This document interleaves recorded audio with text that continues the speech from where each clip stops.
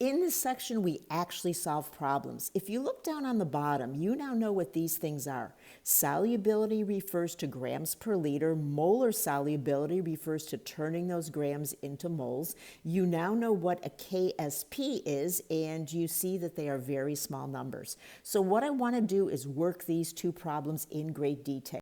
If we were in the classroom, I would be pausing, walking, writing on the board, but I have to do it a little bit differently for a YouTube. So this ionic solid is added to pure water, and it is stirred for several days. When you used to do a lab, it was really tough to fit it into what was a 3-hour period. To ensure equilibrium is reached, we wait those days, and when it is analyzed for silver cation, that molarity of silver is found. Now, I'm drawing on the fact that you remember from Chemistry 1210 how to write the equation, and you remember what the stoichiometric coefficients symbolize. If the value is 2 for 1.3 times 10 to the minus 4, having the value 1 means we have to divide this number by 2. So we've got our molarities, we have our KSP expression.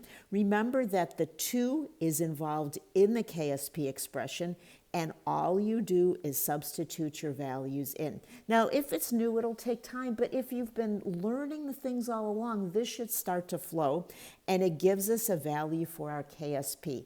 This can be done for any ionic solid that is slightly soluble, where someone gives you the concentration of one of the ions. Another version of this is sometimes you want to find the KSP from the actual salt concentration, where they give it to you in grams per liter. So the first step that you do is find the actual molarity. Grams cancel out when we multiply by molecular weight. We're looking for moles, we're looking for liters. There is our molarity. This time we are going to employ the x's to understand what's going on. Remember when we had our change in an ice table, we used x's to represent things. X would be because there is a 1, 2x would be because there's a number 2, and again there's 1 for an x. So again, I can think of this as, and it's written down here, my KSP expression is my cation to the second power times my anion. Here I've put my x's in because sometimes that's how you're going to solve the problem. I go back to what we did in the first problem. We saw that the X, which is the Ag2SO4, that is its value. We can relate it to the ions using those X's. So what I do is I say Ag plus represented by 2X, SO4 2 minus represented by X.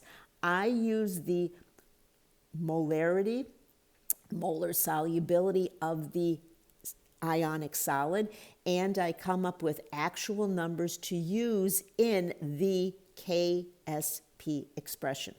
Putting them in, I am able to calculate a KSP, not from the ion concentration, but from the actual salt concentration. I want to just point out, people have been asking me this about the pH of calcium hydroxide. You have to pay attention to the stoichiometric coefficients. Note there is a factor of 2 for the Ag plus when we do the X's. There is also a factor of 2 as the square. These are little details, but they're very important details, okay? We usually have only 2 significant figures, so normally you round things off. Think about that magnitude of KSP. If it's smaller, it's less soluble. If it's larger, it is more soluble. And then think about the ion pairs you learned about with colligative properties. Calculated concentrations may deviate from those found by experiment because of ion pairing. If we have ion pairs, that is going to change our solubility values. What else is in this section? Well, sometimes you will be given the KSP, and to put it mildly, you have to work backwards, all right? So someone wants you to find the solubility in grams per liters of this material, calcium fluoride. They are giving you the value of KSP. So you begin by writing the equation, and even if I put an X here, realize it is not going to be in the equilibrium expression. But what I do need is the values of X for my calcium cation and my fluoride anion.